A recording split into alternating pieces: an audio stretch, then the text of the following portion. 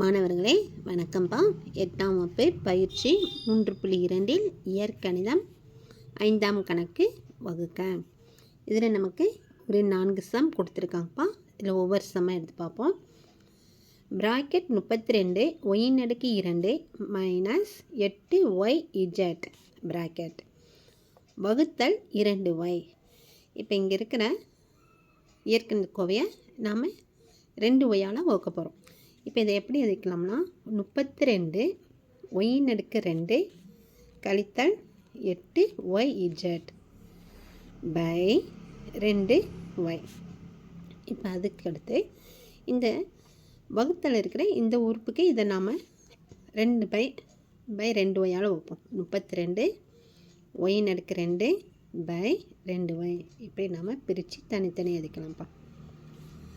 கழித்தல் 8yz by 2y. சரியா? இப்போ நாம் 2ஆம் வாய்ப்பாடு வச்சு மேலே எங்கேன்னு அடிப்போம். 1 2 3க்குள்ளே எத்தனை 2 இருக்குன்னா 1 2 மீதி 1 அப்படின்னா 12. 6 2 12. இப்போ இங்கே நமக்கு எத்தனை y அடுக்கு 2 இருக்குது, இங்கே y அடுக்கு 1 இருக்குது. அப்படின்னா நம்ம என்ன விதியை பயன்படுத்துகிறோம்? அடுக்கு விதியில் வகுத்தல் விதி.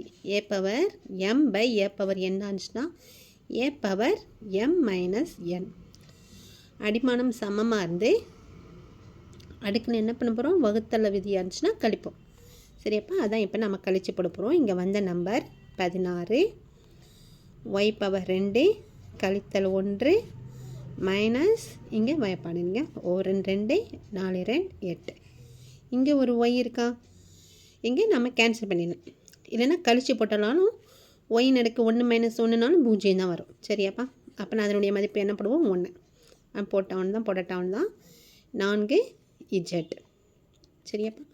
இப்போ நம்ம மறுபடியும் இதை சுருக்கி எழுதினோம்னா 16 y அடுக்கு 1 மைனஸ் 4z. இது தாண்டமாக இதனுடைய ஆன்சர். ஃபஸ்ட்டு சம் முடிஞ்சது. அடுத்து செகண்ட் சம் நமக்கு என்ன கொடுத்துருக்காங்க பார்த்தோம்னா 4m அடுக்கு 2 n அடுக்கு 3 ப்ளஸ் 16m அடுக்கு 4 n அடுக்கு 2 மைனஸ் mn வகுத்தல் 2mn அப்படின்னு கொடுத்துருக்காங்கப்பா. இதையும் நம்ம என்ன பண்ண போகிறோம்? ஃபுல் வகுத்தலாக போட்டு எதெல்லாம் ஃபஸ்ட்டு இதெல்லாம் திருப்பி போட்டு 4m அடுக்கு 2 n அடுக்கு 3 கூட்டல் 16 m அடுக்கு 4 n அடுக்கு 2 கழித்தல் mn பை 2mn. சரியாப்பா? இப்போ நாம் ஃபஸ்ட்டு சம் செஞ்சாப்பில் தனித்தனியாக எழுதிக்கலாம். 4m அடுக்கு 2 n பவர் அடுக்கு 3 ப்ளஸ் பை 2mn. அடுத்து ப்ளஸ் 16 m அடுக்கு 4 n அடுக்கு 2 பை 2mn கழித்தல் mn பை 2mn. சரிப்பா? இப்போ இங்கே நமக்கு கீழே 2ஆம் வாய்ப்பாடாக தான் இருக்குது. நம்ம அதே மாதிரி மேலே 2ஆம் வாய்ப்பாடு சொல்லி அடிக்கிறோம். 1 2 2 4. அடுத்து 2 m அடுக்கு இங்கே என்னம்மா இருக்குது? 2 இருக்குது, இங்கே 1 இருக்குது. சரியா? அப்புறம் நமக்கு தெரியும் நம்ம என்ன பண்ணுவோம்?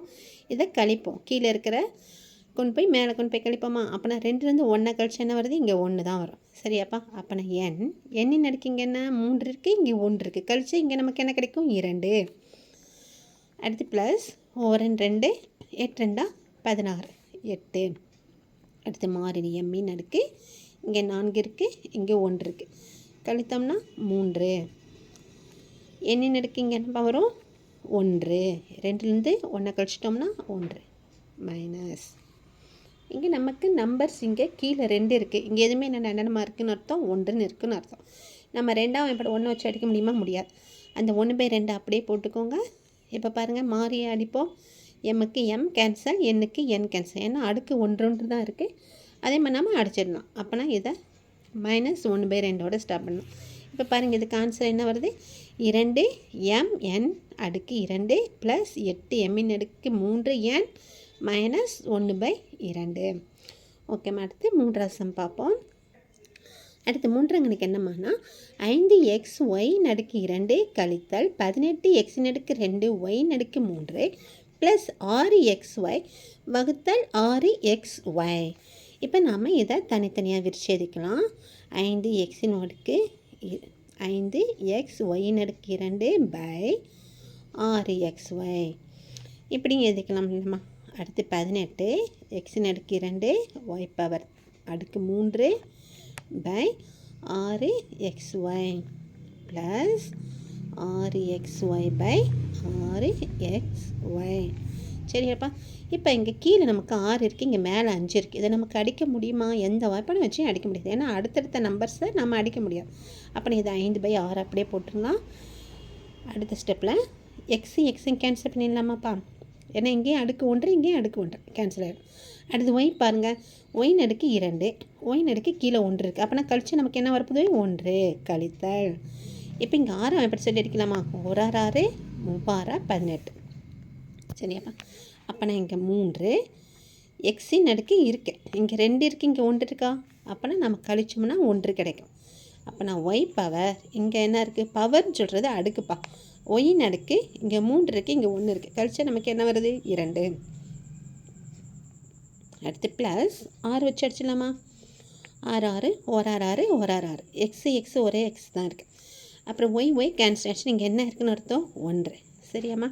அப்புறம் நமக்கு இங்கே கிடைக்கிறது 5/6y மைனஸ் 3xy² ப்ளஸ் 1. ஓகேவாம்மா.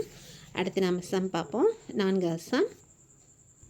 அடுத்து 4வது சம்பா 81 bracket p/4 q/2 6/3 plus 2p/3 q/3 6/2 கழித்தல் 5p/2 q/2 6/2 ப்ராக்கெட் வகுத்தல் ப்ராக்கெட் 3pqr ஹோல் பவர் என்ன கொடுத்துருக்காங்கன்னா 2, அதனுடைய அடுக்கு 2 கொடுத்துருக்காங்க. இப்போ நம்ம இதில் என்ன பண்ண போகிறோன்னா 81 இருக்கண்டாமா, அந்த 81 வெளியே அப்படியே இருக்கட்டும். பாருங்கள், இந்த 81 இப்போ நம்ம உள்ளே கொண்டு போய் வச்சு எழுதிக்கலாம்.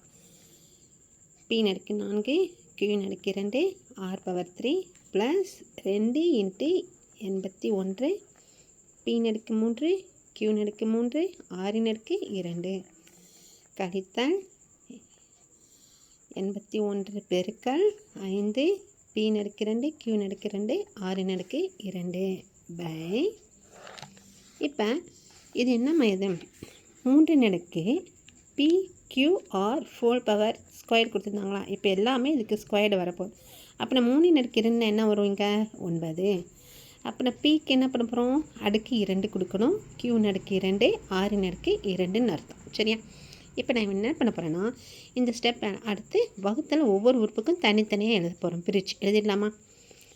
81 p/4 q/2 r/3 by 9 p/2 q/2 r/2 கழித்தல் ஒவ்வொரு உறுப்பாக எழுதினா p/3 q/3 r² பை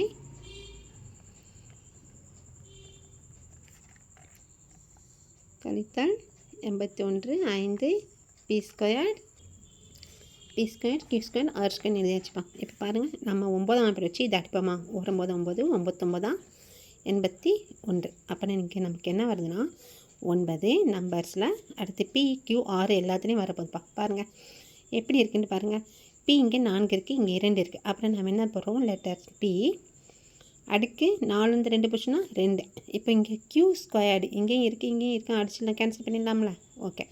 அடுத்து இங்கே 6/3 இருக்குது, இங்கே 6/2 இருக்கா? அப்போ நான் கழிச்சு நமக்கு என்ன வரப்போகுது? 6/1 மணி கழித்தல். இப்போ இங்கே 9 இருக்கா? அதே போல் 81 நம்ம அடிச்சிடலாம். 9 9 29 99 81. அப்புறம் 9 2 18 பெருக்குன்னு என்ன வருது? நமக்கு 18 p பவர். இங்கே 3 இருக்குது, இங்கே 2 இருக்குது. கழிச்சு என்னமா வருது? 1. அதே போல் இங்கே பாருங்கள் q இங்கே 3 இருக்குது, 2 இருக்கா? அப்படின்னா q r என்ன ஆகுதுன்னா கேன்சல் ஆகுது. 6/2 6/2 கேன்சல் ஆகிடுதுமா. அடுத்ததில் கழித்தால் இங்கே 9 9 99 81. 9 5 பெருக்குன்னா 45 இங்கே என்ன ஆகுது, q square p squared q squared r squared அப்படியே கேன்சல் ஆகிடுது. அப்புறம் இந்த இடத்துல நமக்கு நம்பர்ஸ் தான் நிற்குது. சரியாடா? அப்புறம் வர ஆன்சரு 9 p2r கழித்தல் 18 pq கழித்தல் 45. ஓகே, தேங்க்யூம்மா.